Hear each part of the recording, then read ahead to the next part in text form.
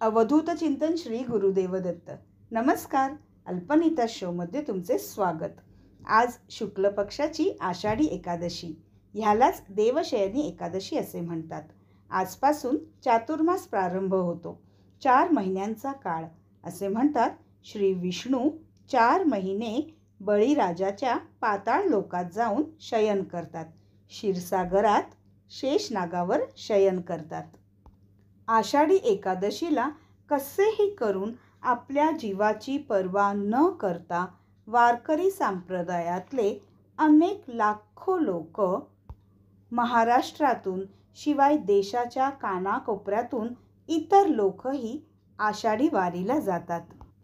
पैठणहून एकनाथ महाराजांची पालखी, त्र्यंबकेश्वरहून निवृत्ती महाराजांची पालखी, देहूहून संत तुकाराम महाराजांची पालखी आणि आळंदीहून संत ज्ञानेश्वरांची पालखी, तर शेगावहून संत गजानन महाराजांची पालखी पंढरपुरात येते. असे अनेक लोक वारीला जोडतात आणि पंढरपुराला जातात. चंद्रभागेत स्नान करतात. ह्यालाच आषाढी वारी असेही म्हणतात. आणि विठुरायाचे दर्शन घेऊन तृप्त होतात. तर आज आपण आषाढी एकादशीच्या निमित्ताने एकादशीची गोष्ट सुद्धा ऐकणार आहोत.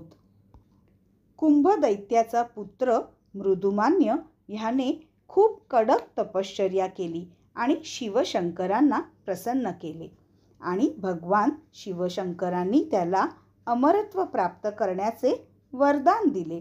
म्हणजे कोणीही देव, दानव किंवा मानवापासूनही त्याला मृत्यू नाही, तो अमर राहील.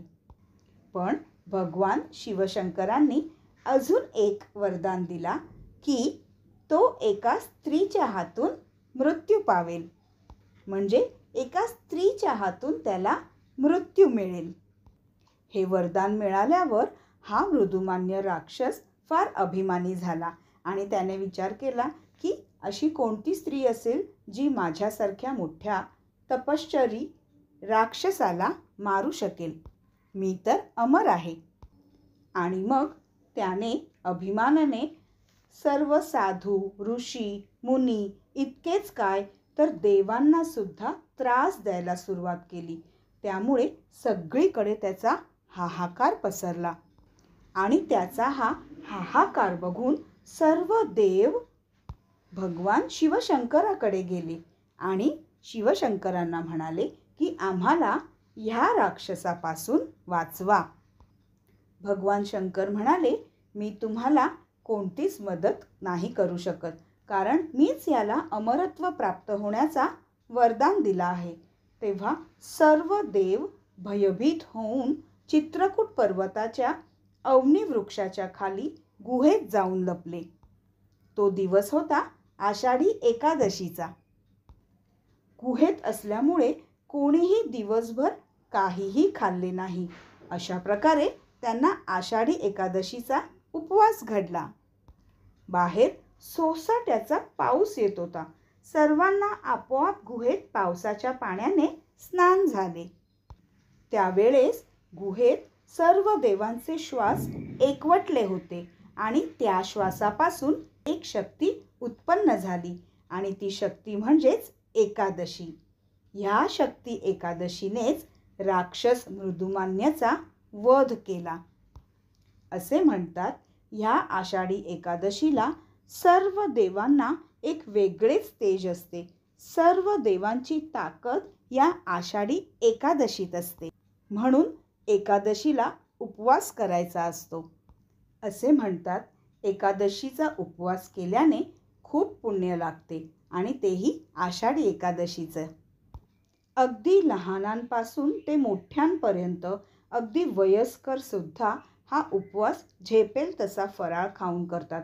कोणी कडक उपवास करतात तर कोणी फराळ करून उपवास करतात. घरोघरी फराळाचे वेगवेगळे जिन्नस केले जाते.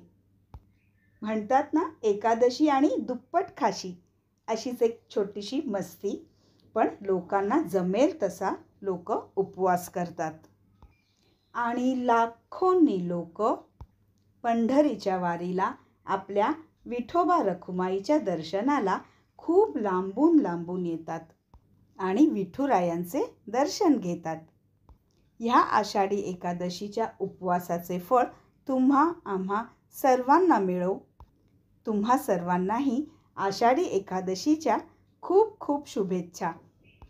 आजचा व्हिडिओ जर तुम्हाला आवडला असेल तर आपल्या व्हिडिओला लाईक करा, तुमच्या मित्रमैत्रिणींना शेअर करा आणि चॅनलला जर अजून सबस्क्राईब केले नसेल तर आत्ताच करा. शिवाय बेल आयकॉनसुद्धा प्रेस करा. तर पुन्हा भेटूयात अल्पमिता शोच्या एका नवीन व्हिडिओमध्ये. धन्यवाद.